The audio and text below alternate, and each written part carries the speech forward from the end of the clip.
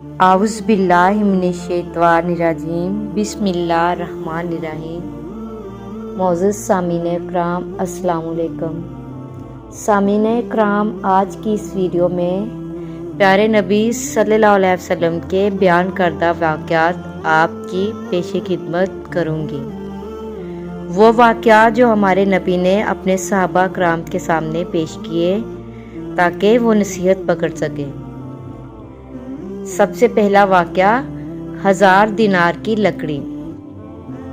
بخاری شریف کے اندر اس واقعے کو 7 مقامات میں ذکر کیا گیا ہے۔ حضور اکرم صلی اللہ علیہ وسلم نے حضرات صحابہ کے سامنے بنی اسرائیل کے ایک شخص کے اس واقعے کو بڑے اہتمام سے بیان فرمایا ہے۔ واقعہ یہ ہے، بنی اسرائیل میں ایک شخص 1000 دینار کا ضرورت مند تھا۔ وہ سمندر پار کر کے دوسرے علاقے میں کسی صاحب حیثیت آدمی کے پاس پہنچا۔ اس سے جا کر 1000 دینار قرض مانگا۔ صاحب مال نے کہا کہ میں آپ کو پیسہ دے سکتا ہوں، لیکن گواہ کون ہے؟ آپ گواہ لائیے۔ اس شخص نے کہا، میرے اور آپ کے درمیان میں اللہ ہی گواہ کافی ہے۔ تو صاحب مال نے کہا، بھائی پھر کفیل اور ذمہ دار لاؤ، تاکہ اگر آپ نے ادا نہیں کیا تو میں آپ کے کفیل سے وصول کر لوں گا۔ اس شخص نے پھر کہا کہ میرے اور آپ کے درمیان اللہ ہی کفیل ہے۔ صاحب مال نے کہا، یہ بات تو سچ ہے، لہذا ایک مدت متعین کر کے 1000 دینار اس کے حوالے کر دیے کہ جب مدت پوری ہو جائے گی تو آپ ہمارا قرضہ ادا کر دیں گے۔ اس شخص نے کہا کہ ٹھیک ہے۔ پھر یہ شخص 1000 دینار قرضہ لے کر سمندر پار کر کے اپنے گھر پہنچ گیا اور اسے اپنی ضرورتیں پوری کی۔ جب قرض کی مدت پوری ہو گئی تو وہ شخص قرض ادا کرنے کے لیے 1000 دینار لے کر قرض خواہ کے جہاں پہنچانے کے لیے روانہ ہو گیا۔ سمندر کے پاس پہنچ کر کشتیاں تلاش کرنے لگا، لیکن کوئی بھی کشتی نہیں ملی۔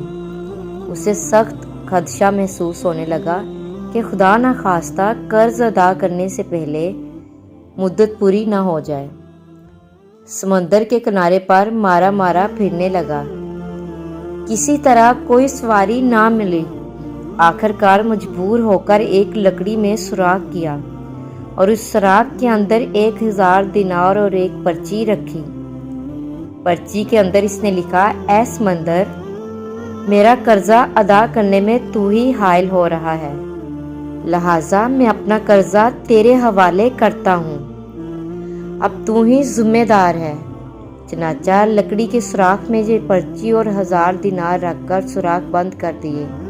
اس کے بعد اس لکڑی کو ایک سمندر میں یہ کہہ کر بہا دیا کہ لے، اب تو ہی ذمہ دار ہے، اور اللہ سے دعا کی، اے اللہ، میرے قرضہ کے ادا کرنے میں یہی سمندر حائل ہے، میں تجھے گواہ بناتا ہوں اور تو ہی گواہ ہے اور تو ہی کفیل ہے۔ جب قرض کی مدت پوری ہونے لگی تو وہ شخص قرض دار کے پاس پہنچنے کے لیے سمندر کے کنارے پر پہنچا تو اسے بھی کوئی سواری نہیں ملی۔ اتفاق سے اس کے سامنے سمندر میں سے ایک لکڑی بہتی ہوئی آئی۔ جب وہ لکڑی سمندر کے بالکل کنارے پر آ گئی تو اس نے اس ارادے سے اس لکڑی کو اٹھا لیا کہ گھر میں عورتیں کھانا پکانے میں ایندھن کے کام لے لیں گی۔ گھر لے جا کر چیرا تو اس کے 1000 دینار اور وہ پرچی مل گئی۔ اب اس قرض خواہ کے اوپر جو کچھ عبرت ہونی تھی ہوئی۔ قرض دار نے بعد میں پھر اپنے طور پر 1000 دینار کا مزید انتظام کر کے قرض خواہ کے پاس آ کر پیش کیا اور کہا کہ لو اپنا قرض۔ تو اس قرض خواہ نے کہا، آپ کا قرض مجھے وصول ہو چکا ہے اور آپ کی پرچی بھی مل گئی۔ تو دونوں شخصوں کو اپنے طور پر جو ایمانی پختگی ہونی چاہیے تھی وہ ہوئی۔ جو اللہ کے لیے ہوتا ہے، اللہ تعالیٰ سمندر اور درختوں کو بھی اس کا تابع کر دیتا ہے۔ جو اللہ کے لیے ہوتا ہے، اللہ اس کے لیے ہوتا ہے، اور اللہ بھی ایسے لوگوں سے حقیقی معنی محبت رکھتا ہے۔ اس کو اللہ تعالیٰ نے قرآن کریم کے اندر ارشاد فرمایا ہے۔ حضرت ابو ہریرہ سے مروی ہے، حضور صلی اللہ علیہ وسلم نے ارشاد فرمایا کہ بنی اسرائیل کے ایک آدمی نے دوسرے سے 1000 دینار کا قرض مانگا تو اس نے اس کو 1000 دینار دے دیا۔ پھر قرض دار ادائیگی کے لیے روانہ ہوا تو سمندر پار کرنے کے لیے کوئی سواری نہیں ملی، تو اس نے ایک لکڑی لے کر سوراخ کیا اور اس میں 1000 دینار رکھ کر سمندر میں ڈال آیا۔ یہ اللہ تعالیٰ کی طرف سے اس کے ساتھ یہ غیبی مدد اس لیے ہوئی ہے کہ یہ اللہ سے محبت رکھتا ہے، اس لیے کہ امانت کی ادائیگی اللہ سے محبت کی علامت ہے۔ بے شک 500 سال تک اللہ کی عبادت کرنے والے کا واقعہ۔ حضرت جابر فرماتے ہیں کہ آپ صلی اللہ علیہ وسلم نے ایک دفعہ گھر سے باہر تشریف لا کر فرمایا، ابھی میرے دوست حضرت جبرائیل علیہ السلام تشریف لائے تھے اور یہ فرمایا کہ پچھلی امتوں میں سے اللہ کا ایک بندہ اپنے گھر بار، عزیز و اقارب، مال و دولت سب کچھ چھوڑ کر سمندر کے بیچ میں پہاڑ نامہ ایک ٹیلہ تھا، اس میں جا کر عبادت کرنا شروع کر دی۔ وہ سمندر اتنا وسیع تھا کہ اس ٹیلے کے ہر جانب 4 ہزار دوری تک سمندر تھا۔ وہاں پر کوئی کھانے کی چیز نہ تھی اور سمندر کا پانی بھی بالکل نمکین تھا۔ اللہ تعالیٰ نے اپنے فضل سے اس میں ایک انار کا درخت اگا دیا اور انگلی کے برابر میٹھے پانی کا چشمہ جاری کر دیا۔ یہ عابد دن رات 24 گھنٹے اپنی عبادت میں گزار دیتا تھا اور 24 گھنٹے میں انار کا ایک پھل کھا لیتا تھا اور میٹھے پانی کے چشمے سے ایک گلاس پانی نوش فرما لیتا تھا۔ اسی حالت میں 500 سال گزارے۔ 500 سال کے بعد جب اس عابد کی موت کا وقت آیا تو اس نے اللہ تبارک تعالیٰ سے یہ دعا مانگی، سجدے کی حالت میں اس کی روح پرواز کر جائے اور اس کی ناشک و مٹی وغیرہ ہر پر حرام کر دے اور قیامت تک سجدے کی حالت میں صحیح سالم رہے۔ اللہ تعالیٰ نے اس کی دعا قبول فرمائی۔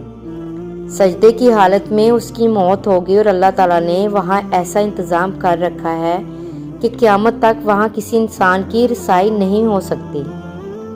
قیامت کے دن اس عابد کو اللہ کے دربار میں حاضر کیا جائے گا تو اللہ پاک فرشتوں سے فرمائے گا کہ میرے اس بندے کو میرے فضل سے جنت میں داخل کر دو، تو وہ عابد کہے گا، اے میرے رب، بلکہ میرے عمل کے بدلے جنت میں داخل کر دیجیے، کیونکہ میں 500 سال تک ایسی عبادت کی ہے جس میں کسی قسم کی رعایا کاری کا شائبہ بھی نہیں تھا۔ اللہ پاک پھر فرمائے گا کہ میری رحمت سے داخل کر دو، تو یہ بندہ کہے گا کہ میرے عمل کے بدلے میں داخل کیجیے، تو اس پر اللہ پاک فرمائے گا کہ اس کے عمل اور میری دی ہوئی نعمتوں کا موازنہ نہ کرو، موازنہ نہ کر کے دیکھا جائے۔ اگر دیکھا جائے کہ اللہ نے جو اس کو بینائی عطا فرمائی ہے، صرف بنائی کی نعمت اس کی 500 سال کی عبادت کا احاطہ کر لے گی۔ اس کے بعد پورے جسم میں کان کی نعمت، زبان کی نعمت، ہاتھ کی نعمت، ناک کی نعمت، پیر کی نعمت، دل و دماغ کی نعمت، ان سب کا بدل باقی رہ جائے گا۔ پھر ان کے علاوہ جو 500 سال تک اللہ نے میٹھا پانی پلایا ہے اور انار کا پھل کھلایا ہے، ان تمام کا بدل باقی رہ جائے گا۔ تو اللہ پاک فرمائے گا، اس کی 500 سال کی عبادت تو صرف ایک نعمت کے بدلے میں ختم ہوگی، ہماری باقی نعمتوں کا بدل کہاں ہے؟ لہٰذا اس کو جہنم میں داخل کر دو۔ تو فرشتے اسے گھسیٹ کر جہنم کی طرف لے جانے لگیں گے، تو وہ چلانے لگے گا، اے میرے رب، محض اپنی رحمت سے مجھے جنت میں داخل فرما دیجیے۔ اللہ کی طرف سے کہا جائے گا کہ تجھے تو اپنی 500 سال کی عبادت پر بڑا ناز تھا، اب تیری عبادت کہاں چلی گئی؟ اور خطرناک سمندر کے بیچ میں نے تجھے انار کے پھل کھلائے اور 500 سال تک مسلسل میٹھا پانی پلایا، میری ان نعمتوں کے بدلے میں تم کیا لائے ہو؟ تو وہ کہے گا، اے اللہ، آپ اپنی رحمت سے مجھے جنت میں داخل فرمائیے، آپ کی رحمت کے بغیر کچھ بھی نہیں ہو سکتا۔ پھر آخر میں جب حجت تمام ہو جائے گی تو اللہ تعالیٰ فرمائے گا، میری رحمت اور میرے فضل کے ذریعے اس کو جنت میں داخل کر دو۔ پھر وہ اللہ کی رحمت ہی کے ذریعے جنت میں داخل ہو سکے گا۔ پیارے مسلمانوں، اگر اللہ نے کسی کو نیک عمل کی توفیق عطا فرمائی ہے تو اس کو خوش فہمی میں مبتلا نہیں ہونا چاہیے، اللہ سے ڈرتا رہنا چاہیے۔ جو اللہ نے موقع عنایت فرمایا ہے، یہ بھی اللہ کی طرف سے بڑا انعام اور توفیق ہے۔ اگر اللہ کی طرف سے توفیق نہ ہو تو موقع ہونے کے باوجود انسان کو عمل نہیں ہو پاتا۔ پیاسے کتے کو پانی پلانے پر مغفرت۔ حضرت ابو ہریرہ بیان فرماتے ہیں کہ رسول اللہ نے فرمایا، ایک دفعہ ایک آدمی راستے میں جا رہا تھا، گرمی سخت ہو گئی، اسے ایک کنواں مل گیا، وہ اس میں اترا۔ جب اس سے پانی پی کر باہر آیا تو کیا دیکھتا ہے، ایک کتا زبان نکالے ہوئے ہے اور پیاس کی وجہ سے مٹی کھا رہا ہے۔ اس آدمی نے کہا کہ اس کتے کو ویسے ہی پیاس لگی ہوئی ہے جیسے مجھے پیاس لگی ہوئی تھی۔ وہ کنویں میں اترا، اس نے اپنے جوتے کو پانی سے بھرا اور اسے اپنے منہ سے پکڑ کر اوپر چڑھ آیا اور کتے کو پلا دیا، اور اس عمل پر اللہ کا شکر ادا کیا۔ اللہ تعالیٰ نے اس کا یہ عمل قبول کرتے ہوئے اسے بخش دیا۔ صحابہ رضوان اللہ نے عرض کیا، یا رسول اللہ، کیا ہمیں جانوروں کا ثواب ملتا ہے؟ آپ نے فرمایا، ہر جاندار کا ثواب ملتا ہے۔ بلی کو بھوکا رکھنے پر عذاب۔ حضرت عبداللہ بن خطاب سے مروی ہے کہ رسول اللہ صلی اللہ علیہ وسلم نے ارشاد فرمایا، ایک عورت کو ایک بلی کی وجہ سے عذاب دیا گیا کہ اس نے اسے باندھ کر رکھا جہاں تک کہ وہ مر گئی، تو اس کی وجہ سے اس عورت کو دوزخ میں داخل کر دیا گیا۔ اس نے اسے باندھ کر رکھا، نہ اسے کھانے پینے کو دیا اور نہ اسے آزاد چھوڑا کہ وہ زمین کے کیڑے مکوڑے کھا لے۔ اچھائی کیجیے اور جس کے ساتھ چاہے کیجیے، اللہ تعالیٰ اچھائی کرنے والے کے عمل کو کبھی ضائع نہیں کرتا۔ اور آپ یہ جان لیں کہ آپ اللہ تعالیٰ کی رضا کے حصول کے لیے تھوڑا بہت جو کچھ بھی صدقہ کریں گے، خواہ وہ مستحق کو ملے یا غیر مستحق کو، اللہ آپ کو اس کا اجر ضرور دیں گے۔ اور ہر جاندار چیز پر احسان کرنے اور اس کو کھلانے پلانے پر اجر ملتا ہے۔ سبحان اللہ۔ جادو کی چکی۔ حضرت ابو ہریرہ سے روایت ہے، ایک غریب شخص اپنے گھر والوں کے پاس گیا، جب ان کی محتاجی دیکھی تو شرمندگی کی بنا پر جنگل کی طرف نکل گیا۔ جب اس کی زوجہ نے یہ معاملہ دیکھا تو وہ چکی کی طرف گئی اور اس کے پاٹ کو اس پر رکھ دیا، پھر وہ تندور کی طرف گئی اور پڑوسیوں کو دکھانے کی غرض سے اس میں آگ جلا دی، پھر عرض گزار ہوئی، یا الہی، ہمیں غیب سے روزی عطا فرما۔ اس کی دعا قبول ہو گئی، چنانچہ جب اس نے دیکھا کہ چکی کے نچلے پاٹ کا پیالہ آٹے سے بھر چکا تھا، اور وہ جب تندور کی طرف گئی تو اسے بھی روٹیوں سے بھرا ہوا پایا۔ جب وہ شخص گھر لوٹا تو پوچھا، کیا تمہیں میرے بعد کچھ ملا؟ اس کی بیوی نے جواب دیا کہ ہاں، ہمیں اپنے رب کی جانب سے رزق حاصل ہوا ہے۔ یہ اللہ تعالیٰ کا خاص کرم ہے۔ یہ سن کر وہ شخص چکی کی جانب گیا تو واقعی اسے آٹے سے بھرا ہوا پایا۔ اس نے اوپر والا پارٹ اٹھا کر ایک طرف رکھ دیا۔ جب یہ واقعہ نبی کریم کی بارگاہ میں پیش کیا گیا تو آپ نے فرمایا، بے شک اگر وہ شخص چکی کا پارٹ نہ اٹھاتا تو وہ قیامت تک گھومتی رہتی۔ سونے کا مٹکا۔ سیدنا ابو ہریرہ سے مروی ہے، نبی اکرم نے فرمایا، ایک آدمی سے گھر خریدنے والے نے اس گھر کی زمین میں سونے سے بھرا ہوا ایک گڑھا پایا۔ وہ بیچنے والے سے کہنے لگا، بھائی یہ گڑھا تم لے جاؤ، میں نے تم سے گھر خریدا ہے، یہ سونا نہیں خریدا۔ بیچنے والا کہنے لگا، میں نے گھر بیچا، اس میں جو کچھ تھا وہ بھی بیچا۔ آخر دونوں جھگڑتے ہوئے ایک شخص سیدنا داؤد علیہ السلام کے پاس پہنچے اور ساری بات بتائی۔ انہوں نے کہا، تمہاری کوئی اولاد بھی ہے؟ ایک نے کہا، میرا ایک لڑکا ہے۔ دوسرے نے کہا، میری ایک لڑکی ہے۔ داؤد نے کہا، ایسا کرو، ان دونوں کا آپس میں نکاح کر دو، یہ سونا ان دونوں پر خرچ کرو اور کچھ خیرات بھی کر دو۔ یہ دنیا دار امتحان ہے، اس دنیا میں ہر انسان کی ہر حال میں آزمائش ہو رہی ہے۔ جن چیزوں میں سے انسان کا امتحان ہو رہا ہے، ان میں نہایت اہم چیز مال و دولت کی فراوانی ہے۔ نبی اکرم نے فرمایا، ہر امت کی ایک آزمائش ہے اور میری امت کی آزمائش مال میں سے ہے۔ ارشاد ربانی ہے، بے شک تمہارا مال اور تمہاری اولاد اور ایک آزمائش ہے اور اللہ کے پاس بڑا اجر ہے۔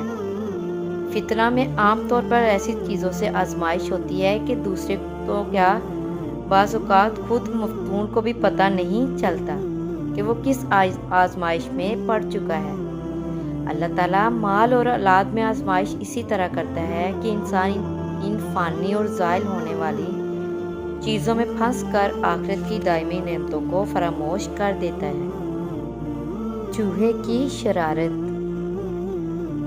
امام طحاوی نے احکام القرآن میں جزیر بن ابی نعیم کی سند سے لکھا ہے کہ انہوں نے ابو سعید رضی اللہ تعالیٰ عنہ سے دریافت کیا کہ چوہے کو فویسکا کیوں کہا جاتا ہے؟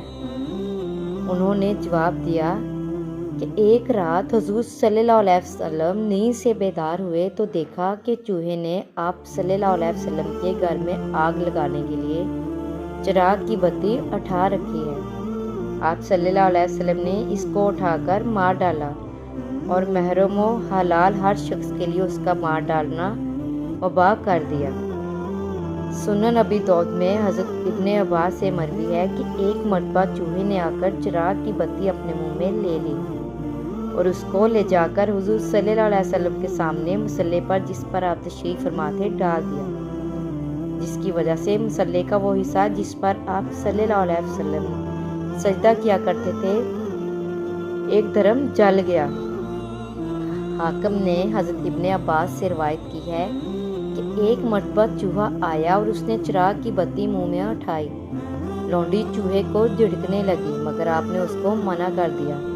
چوہا وہ بتی لے کر اس مصلی پر جس پر آپ تشریف فرما تھے لا کر ڈال دی، جس سے مصلی بقدر ایک درہم جل گیا۔ حضور نے ارشاد فرمایا جب تم سونے کا ارادہ کرو تو چراغ گل کر دیا کرو، کیونکہ شیطان ان جیسوں کو ایسے کام کرنے کی رغبت دلاتا ہے تاکہ تم کو جلا دے۔ پیاسے کو پانی پلانے کا انعام جنت۔ حضرت انس بن مالک نے نبی کریم کے حوالے سے بیان کیا ہے کہ دو آدمی جنگل میں جا رہے تھے، ایک عبادت گزار تھا اور دوسرا فاسق و فاجر۔ عبادت گزار کو اتنی پیاس لگی کہ وہ گر پڑا۔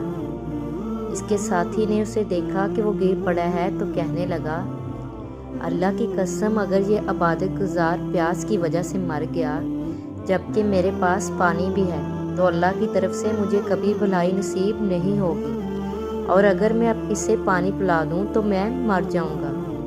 لیکن اس نے اللہ پر توکل کیا اور اس پر کچھ پانی کے چھینٹے ڈالے اور باقی پانی پلا دیا۔ وہ کھڑا ہو گیا اور جنگل سے گزر گیا۔ قیامت کے دن فاسق و فاجر کو حساب کے لیے کھڑا کیا جائے گا اور اسے دوزخ کا حکم سنا دیا جائے گا۔ فرشتے اسے لے جا رہے ہوں گے کہ وہ عبادت گزار کو دیکھ لے گا۔ اے آدمی کیا تو مجھے پہچانتا نہیں ہے؟ وہ کہے گا تو کون ہے؟ وہ کہے گا میں وہی شخص ہوں جس نے جنگل کے روز تجھے ترجیح دی تھی۔ وہ عبد کہے گا ہاں میں تجھے پہچان رہا ہوں۔ پھر وہ فرشتوں کو کہے گا ٹھہر جاؤ۔ وہ ٹھہر جائیں گے۔ وہ آئے گا اور اللہ تعالیٰ کے سامنے کھڑا ہو کر دعا کرنا شروع کر دے گا اور کہے گا اے میرے رب تو اس کے احسان کو جانتا ہے اور یہ بھی جانتا ہے کہ کیسے اس نے مجھے اپنی ذات پر ترجیح دی۔ اے میرے رب اسے میرے لیے چھوڑ دے۔ پھر وہ عابد اس آدمی کے پاس آئے گا اور اپنے ہاتھ سے پکڑ کر اسے جنت میں داخل کر دے گا۔ سبحان اللہ۔